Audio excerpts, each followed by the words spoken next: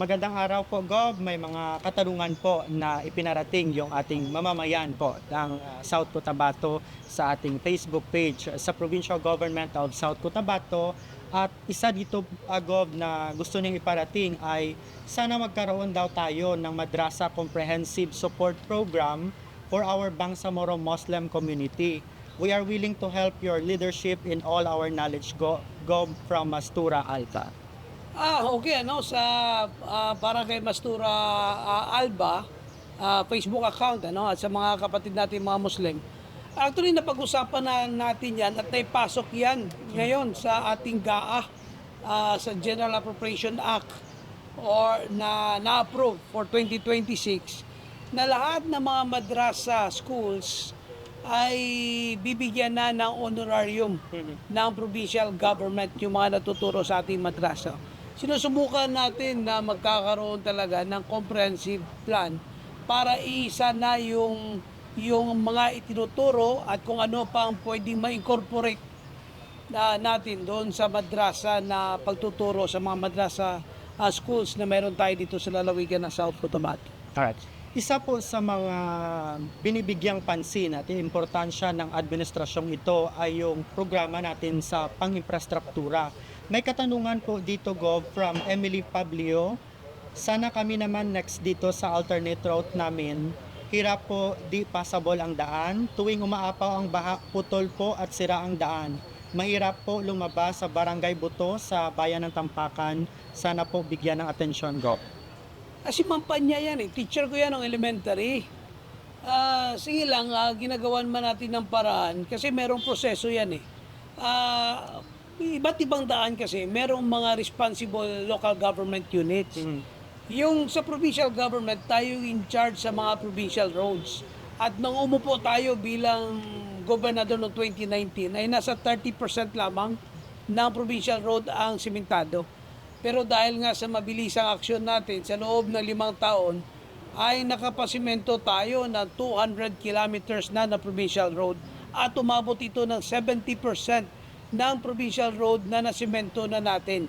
So 30% na lang yung kulang, yung talagang hinahabol natin bago man na sana matapos yung termino ko ay matapos natin lahat ng mga provincial roads.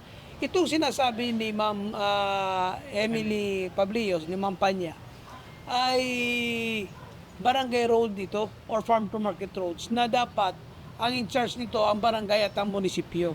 Pero pag mayroong mga request at may mga sobra tayong funds or may makuha tayong pundo galing sa national government, lalong-lalo na sa mga farm to market roads, ay magawang kagad natin ng paraan nito na mapasimento or magawa ng paraan na mapaayos na maging all with the road itong daan na ito papunta sa Metro.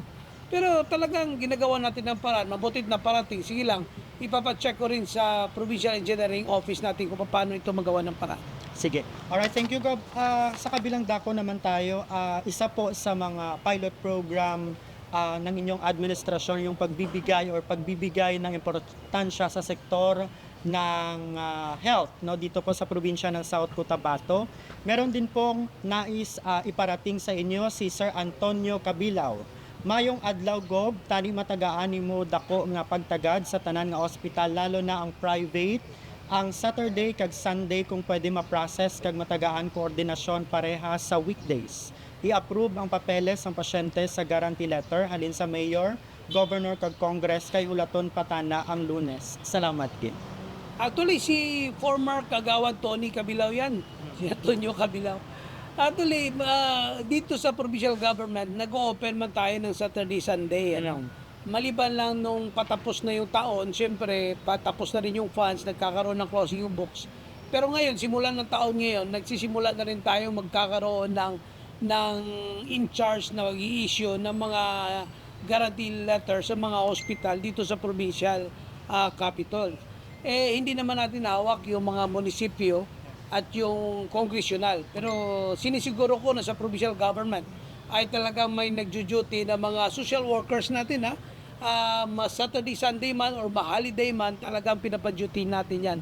So shout out dyan sa ating kaibigan, kay Tony Cabilao, makakatiyak at makakaasa na ang serbisyo ng provincial government ay abot kamay sa panahon man ng weekend, holiday, ay abot kamay pa rin ng taong bayan natin. Alright.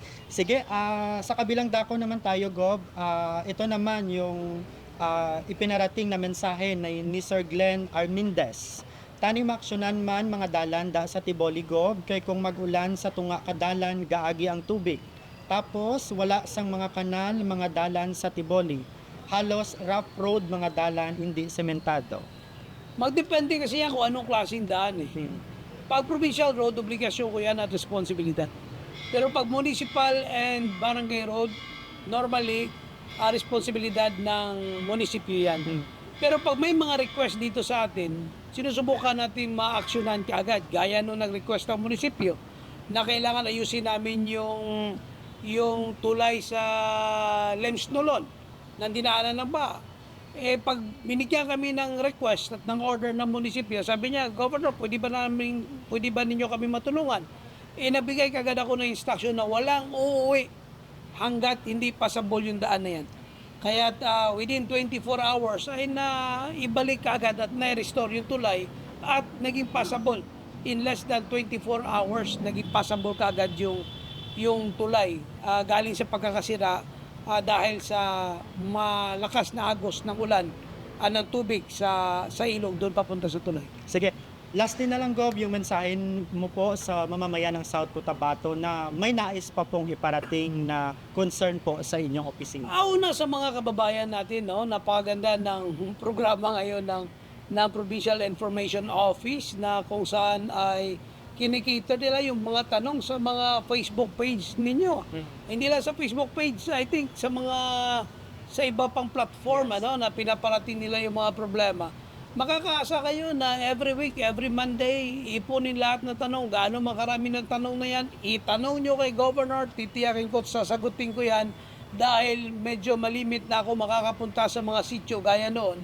Walang tanong na palalampasin natin. May be negative na mga tanong, lahat itanong ninyo para well-informed yung mga tao at alam ninyo kung saan tayo dapat magkaisa para tuloy-tuloy yung panawagan natin na dapat tayo dito ng mga South Cotabateños ay patuloy yung pagkakaisa meron tayo para makamta natin yung tuloy-tuloy na progreso at development ng ating lalawigan. At sabay natin ipagsigawan pagdating ng panahon na South Cotabato tunay naangat ka sa lahat. Gob, maraming salamat. Maraming salamat sa muli mga kababayan. Maraming salamat sa inyo.